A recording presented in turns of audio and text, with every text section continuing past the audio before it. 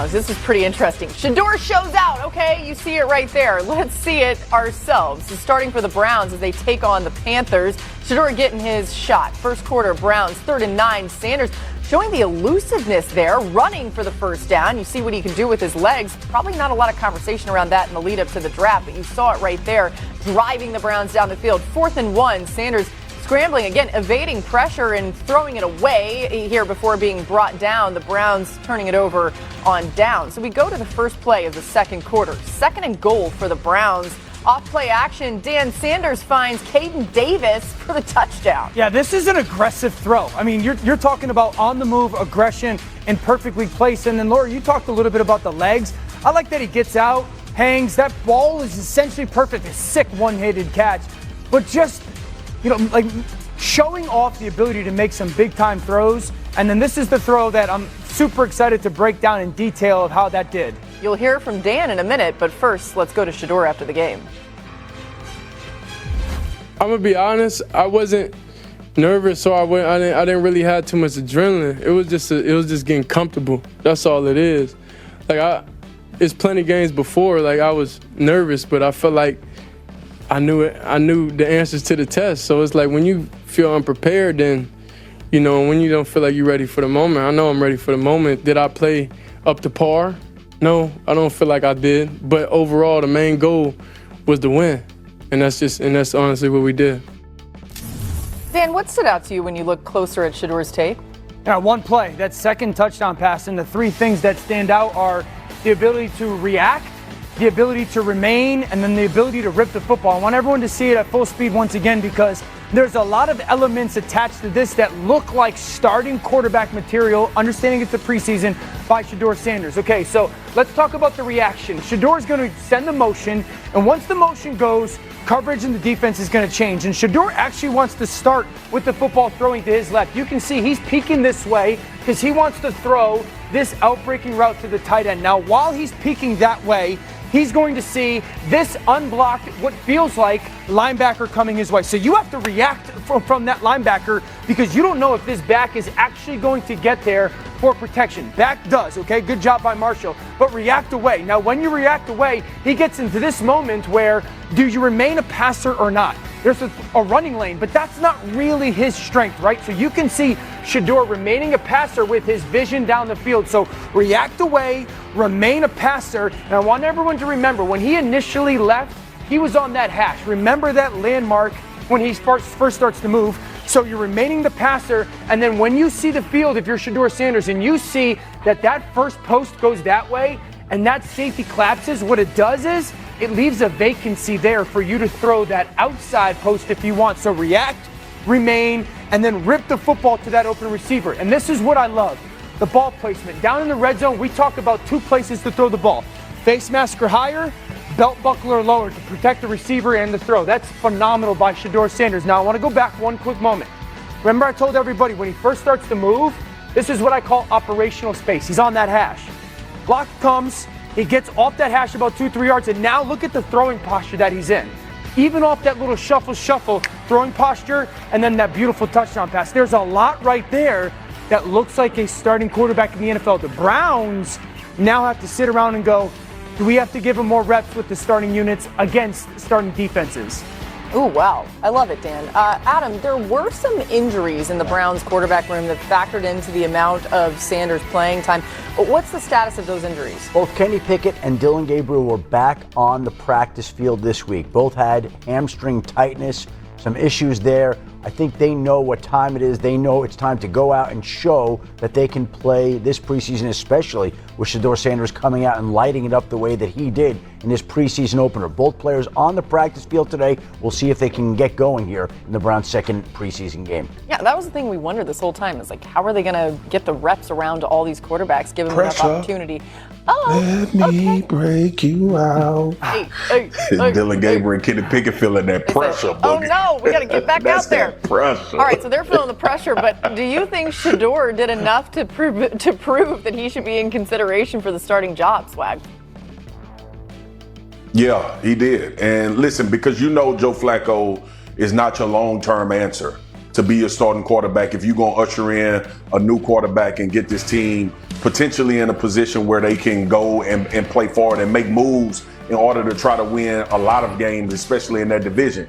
Here's the thing for me though, like the response of the kid is the best thing that happened in this game, right? We've been talking all offseason about he's not getting enough reps in practice, all of these things, set up to fail, all of that. I said Friday when I was on First Take, I said this is the perfect opportunity because Dan and Woody knows this. Injuries create space for you to perform. Yeah. It's an age-old tale in the NFL. And this is one of those other situations when you see in the preseason a guy goes down and the team finds out, oh, we got a player here. Now, it's a polarized position, and obviously we know about Shedeur Sanders. I played with a guy named Miles Austin in Dallas. Yeah. We would not have known how good he was at wide receiver had it not been for an injury. This happens so much in the offseason. He went and took full advantage of his opportunity.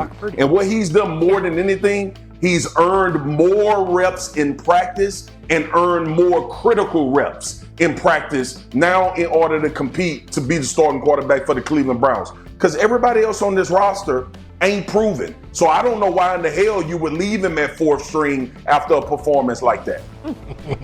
Don't get Wally Pipp, baby. I know. Don't get Wally Pipp. Every coach will tell you about Wally Pipp. Hey, Swagu, don't let it happen to you. All of a sudden, hamstrings, everything done got right. Quick back there. Right, exactly. No, but listen, I said I'm healthy now. Yeah, oh yeah, they're healthy. They ready to practice. But listen, man, it's one of these things where, you know, you had to take advantage of the opportunity. And the fact that he played so well, now you planted that seed. You planted that seed in Kevin Stefanski's head, like, whoa, okay, you played the majority of the snaps. You look damn good out there. You're forcing people's hands in that building, like, okay, we got to start giving this young man some more reps. You know what I'll say too, ironically, and I've felt this way and I've said it, I actually believe Shedeur Sanders is more equipped with his skill set and his traits better for this offense and Kevin Stefanski with Cleveland than Dylan Gabriel who took before him. And Kenny Pickett. I just think the style of football marries with the scheme best. Dan, you ever Wally Pipped anybody? Yeah, 10-year-old Little League. Let's go. Hey, all right in middle school. Translate over as the head coach of the Bears. You see some of that right there. Over the previous 3 seasons with Johnson as the offensive coordinator, Detroit had a top 3 offense in the NFL in scoring and yardage. Really impressive. The Bears, of course, ranked last in yards per game and yards per play. So a lot of improvement needed as we now welcome in Courtney Cronin, who covers all things Bears and all things NFL as well. So glad to have you with us in person. You have an article up on ESPN.com. It takes a deep dive into Caleb Williams and Ben Johnson, their relationship. It's really interesting. Go check it out. But what have you noticed about their dynamic so far in camp? It's really hands-on. And I think yesterday when starters weren't playing in the preseason game against Miami demonstrates that in a way that I haven't seen in covering an NFL team, where Ben Johnson takes Caleb Williams, 3 receivers, a tight end, and a running back and puts them through 70-plus plays, their routes on air, but an hour-long practice before the preseason game, before he has to go call the preseason game, which is not normal because usually that's either like your quarterback's coach, your offensive coordinator, QC guys putting you through that workout, and it was really detailed. He had to account for motions. He had to account for shifts. So Ben Johnson would give him the play. Caleb would have this sort of like makeshift huddle, call the play, have to account for first down, second down, third down. They were doing red zone work, accuracy work on the deep ball too. And that was to get him more comfortable with things that they've been repping in practice, because the emphasis here, give Caleb as much as you can throughout the preseason so he can become a master of all this. And like there's tangible things we've seen from Ben Johnson, whether he's telling Caleb, hey, if your headset goes out, have 2 to 3 plays in your back pocket so you're not in it, you don't want to burn a timeout in that moment, you don't want to panic in that moment. That's stuff that I don't necessarily know he got enough of as a young quarterback during his rookie season, that Ben Johnson, a part of this overload process right now, is trying to teach him. How much of Ben Johnson's offense are they giving Caleb to be responsible for? Everything, which I know sounds like hyperbolic, but they are trying to overload him right now so they can know where they need to pare back. And this is a complex offense. I mean, you've got Case Keenum, who's 37 years old, saying it's one of the most complex he's ever played in. So for a 23-year-old quarterback who now has to be responsible for really long play calls. In the and having huddle. to get in the huddle, get out of the huddle, and be like, say it with your chest, say it confidently, not stutter when you're in there, and maintain all of this information in addition to identifying things pre-snap that he might not have been that good at doing last year. And I think a good example of that is what we saw, like his process. Is it speeding up? Ryan Poles and I sat down last week. He said he's seeing instances of where he's getting it, but there's also those moments where he's thinking and not just playing and reacting. Totally. That happened against Miami in the joint practice. New defense, Anthony Weaver's throwing the kitchen sink at him. So there's moments where Caleb's not identifying things that are happening pre-snap with blitzes, different, we're knowing where his pressure's coming from, and those would lead to sacks in practice. We're still seeing some of that, but again, I think because it's early, the Bears aren't panicking about it. They know that this is part of his process of learning a very complex playbook, and Ben Johnson along the way taking stock of what's not working, so he'll be able to then identify that, adjust things to the quarterback, and maybe even switch up some of how he's teaching it. It's excellent information out of Courtney. Again, the article on ESPN.com with even more, but it does show you too why we all probably need to pump the brakes on what we may see out of Caleb this coming season. Exactly. It would be hard for anyone.